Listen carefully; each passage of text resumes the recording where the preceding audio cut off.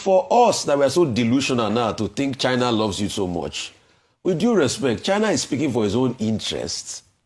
Out of the 270,000 tons of rare earth oxide, rare earth metals, China mined over close to 13,000 tons from Nigeria. They are the ones shipping our rare earth metals easily away. So if America is talking about strikes in the area where China is mining their rare earth metal, you think China will just look and be saying they should come? So when we are acting like China loves us so much, China is talking about its own interest, or the EU that is talking in our House of Board. You think they love you so much? EU that in this country close to 44 billion is going out. There's a particular refinery out of Rotterdam that out of Nigerian crude and everything, they make close to 9 billion. Everybody's talking about their own interest. China has declared firm support for Nigeria's government, stating it backs the country's right to pursue her own development path suited to national conditions. In a statement on the Chinese embassy's website in Nigeria, China's foreign ministry spokesperson Mao Ning emphasized China's opposition to any country using religion and human rights as excuses to interfere in Nigeria's internal affairs. The response is against US President Donald Trump's recent threats of potential military action in Nigeria over alleged persecution of Christians. China explicitly opposed threatening other countries with sanctions and force, reinforcing her position against such interventions.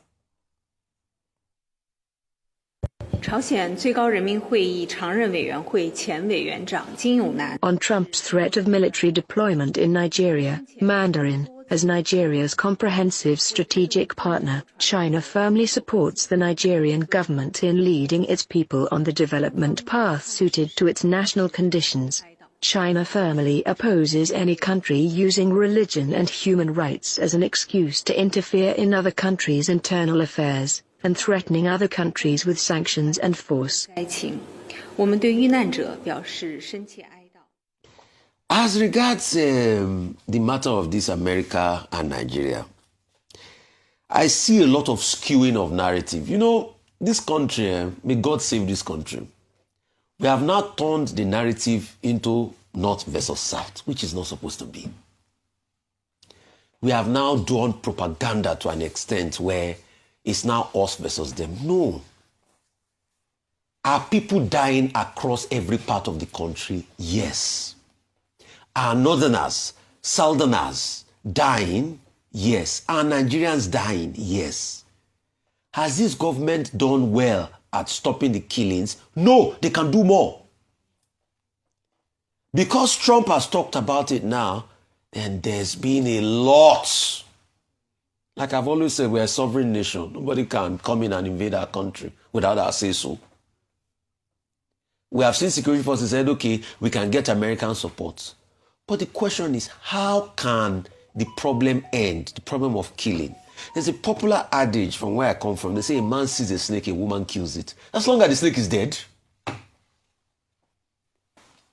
Please, let's take this matter out. And for us that we're so delusional now to think China loves you so much, with due respect, China is speaking for its own interests. Out of the 270,000 tons of rare earth oxide, rare earth metals, China mined over close to 13,000 tons from Nigeria. They are the ones shipping our rare earth metals easily away. So if America is talking about strikes, which I don't believe, which I just think Trump is bluffing largely, that's about strikes in the area where China is mining their rare earth metal, you think China will just look and be saying they should come? So when we are acting like China loves us so much, China is talking about its own interest, or the EU that is talking in our House of Board. You think they love you so much? EU that in this country close to 44 billion is going out. There's a particular refinery out of Rotterdam that out of Nigerian crude and everything, they make close to 9 billion. Everybody's talking about their own interest. But when are we going to have leaders that are in the interest of Nigerians? That's the problem we've always had in this country. Because you can see other countries fighting for their own interests. We are always constantly about the interests of our politicians that steal and exploit us.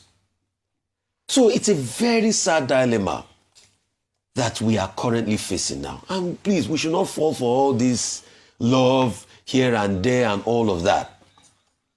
But quickly, a point I really want to make that is very important is I believe the Nigerian army can stop this killing. Is it not the same that this our country is a great country?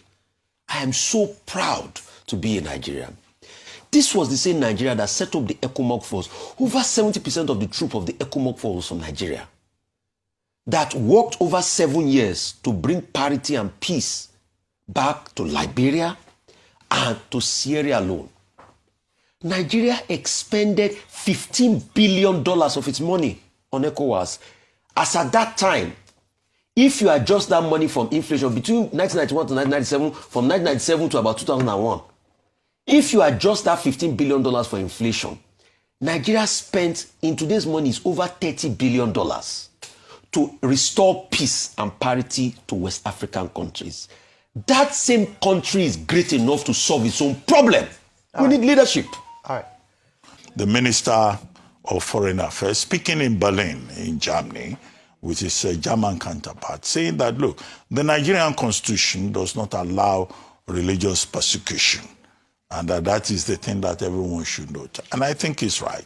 Section 10 of the 1999 constitution says that there shall be no state religion in any part of this federation that is called Nigeria. Section 38 says, look, as a Nigerian, you have the freedom of thought, conscience, and belief. Section 39 says that you have the freedom of expression. Section 40 says that, look, you can associate with people, freedom of assembly. Section 42 says that there shall be no discrimination against anybody in this environment on the basis of faith, religion, or belief, or circumstances of birth. So he's very right to quote the Constitution. But you may then argue that, look, the reality is different. But I get the more important point that Minister Tuga was making, which is that, look, nobody should attempt to turn Nigeria into an equivalent of Sudan, where religion and tribal sentiments, prevail and determine relations within the country. However, the point to make is that religion, as well as ethnicity, are two of the major principal centrifugal forces in the Nigerian question, at the heart of the national question, often exploited by politicians when it is convenient for them. So, and that is why you find this, impression that, look, religion is a problem in Nigeria, and then the established Western, media mind, that, look, Nigeria is divided into north to south. After all, the ACF was here, the leaders, board of trustees, and they were saying, look, those categorizations are not just as exact. However, we face the challenge of the characterization by President Donald Trump. And now we have China coming forward and saying, look, the US should not label Nigeria. We have the EU also supporting, the Nigerian government. Look, the rule in international diplomacy is to make friends and to pursue your own interests and to have allies within the international space. China is a major rival of the United States. So we'll be expecting too much if we think that China will take the same position as the United States when it comes to international relations. They're not taking the same position on Russia-Ukraine. It's not the same position on artificial intelligence. It's not even the same position that both countries take in terms of geopolitics. Now, America has tried to push back to say China cannot dictate their foreign policy. But, I think it's a good development for Nigeria that we have China speaking up as a friend of Nigeria and saying, look, you cannot dictate to Nigeria as to how Nigeria runs its affairs. And the EU also, showing solidarity. After all, the other day, the EU just, approved some amount for pharmaceuticals, for local production in Nigeria. So it's good to see that Nigeria is not isolated and that there are countries and regions that are willing to speak up against Trump's unilateralism, against Trump's hypocrisy, and Trump's mischaracterization of religious relations in Nigeria. So that's the context of that.